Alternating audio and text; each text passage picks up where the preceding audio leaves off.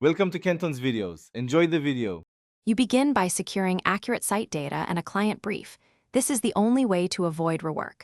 First, walk the site and verify boundaries, orientation, access, and constraints. Then measure existing walls, openings, ceiling heights, and fixed elements. Record units in meters or feet.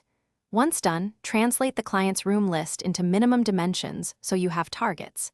Make sure to note required clearances and code-driven minimums, because those numbers drive every subsequent takeoff and layout decision.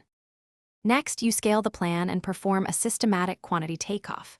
Start by generating a verified scaled drawing. Use 150 or 1/4 equals 1-0, so dimensions are reliable. Then work room by room. Measure wall lengths, floor area, window and door sizes, and fixed fixture locations. Convert those to material units. Linear meters for trims, square meters for flooring and finishes, cubic meters for slab work. While you work, keep a running spreadsheet with unit rates. This lets you see cost drivers and test quick alternatives. Finally, you price and validate the estimate to produce a single reliable floor plan estimate. Apply unit material costs and labor rates, add realistic waste factors, and include a contingency percentage, typically 5 to 10%.